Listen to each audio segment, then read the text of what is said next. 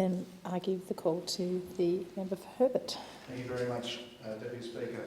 Yes, Veterans Affairs-ish. I wasn't able to make the trip to Amberley on Friday because I was in Cairns for the launch of the North Australia White Paper, something else this government is getting on with creating and developing. Yes, you were with me. Minister, so just getting to this one here, Minister, my city of Townsville is not only the finest army base in the country and Laverack Barracks, but we also have a centrally located Air Force base at Garbutt.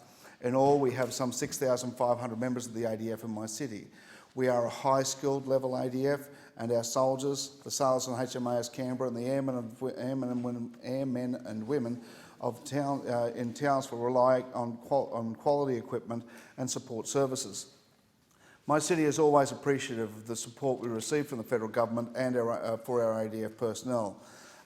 There must always be, however, as you stated earlier in your one of your previous answers, Minister, that alignment of funding for expectation, so that a level of operational strategic commitment to any development of those personnel and the equipment they use.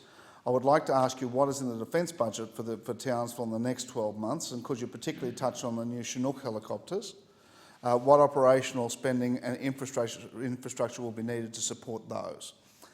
Minister, I've also been contacted by a constituent of mine, Tim McHugh, with regard to cattle having grazing access to the training grounds on High Range outside Townsville on the old Dotswood station.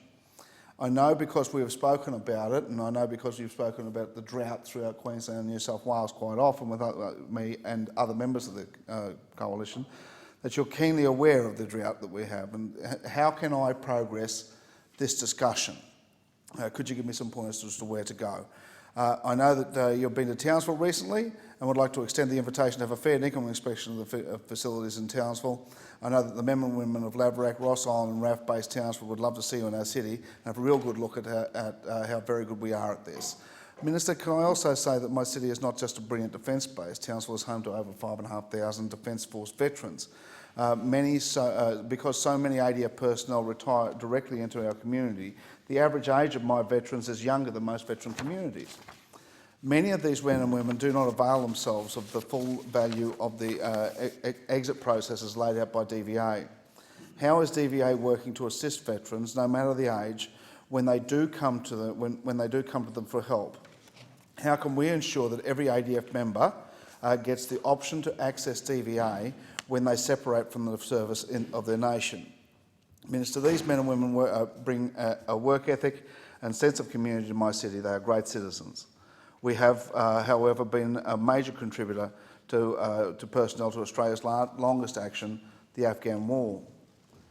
With those carrying physical injuries from wounds received, while those carrying the physical injuries, they're easy to spot. It is the invisible wounding of PTSD which is a major concern to my community. Can you please tell my constituents and my veteran population what the DVA and the wider defence community, how we are helping our veterans cope with the mental issues so that they can fully participate in my community? Thank you very much, the member for Herbert. I call the Minister. Thank you, Madam Deputy Speaker. I thank the member for Herbert for his contribution this evening and also for his marvellous advocacy for and representation of particularly the Defence Force personnel, the 6,500 Defence Force personnel and their families in his electorate.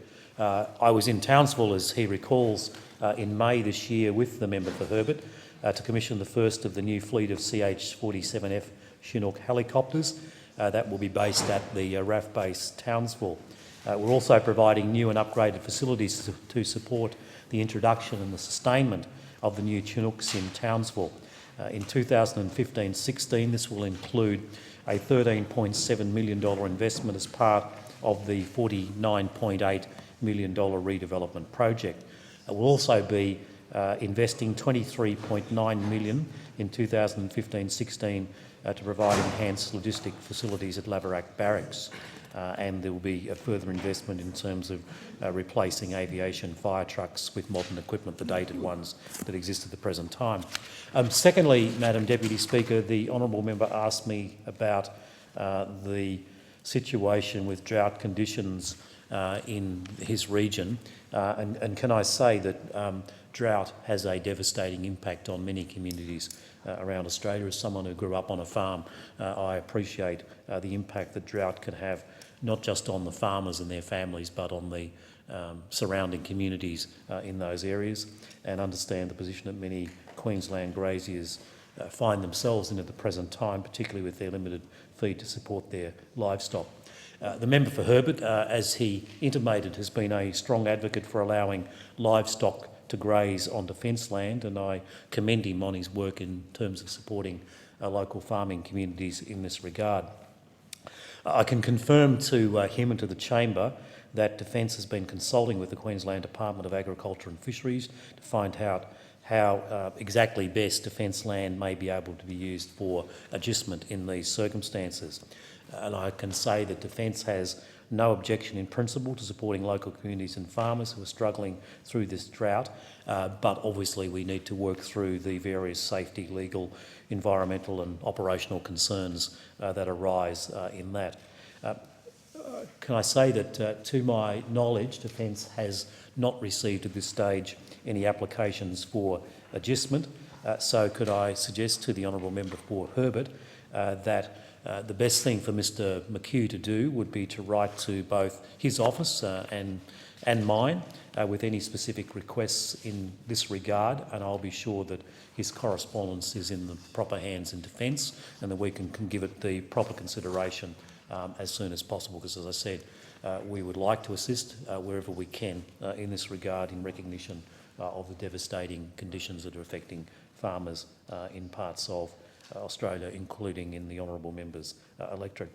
In turning to the issue about DVA clients, I note that there is some 5,500 Department of Veterans Affairs clients in the electorate of Herbert, and that's understandable given that Townsville is essentially what the Americans would call a garrison town, and a very important one so far as Australia is concerned.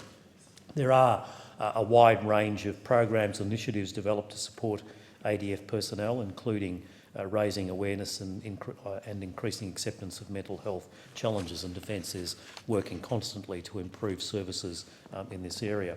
The Honourable Member talked about what happens when a member leaves Defence and the connection then with DVA. Can I report to him that I've been having discussions with the Minister for Veterans Affairs to try and ensure that we have a better joined up system when a person leaves Defence, so that there is that contact, that pathway to any services that they might require from DVA, rather than just leaving it to chance or leaving it to time to pass or somebody to get around to it. I think we can do a better job in that regard, and as I said, I've been speaking with the Minister for Veterans Affairs in that regard. DVA spends about $179 million a year on dedicated mental health services for veterans and their families, and they're currently working on a very significant longitudinal health study, the Transition and Wellbeing Research Program, which is a $5 million project. So mental health is a real issue, particularly for former Defence personnel, and again, we need to do whatever we can to assist them in that regard.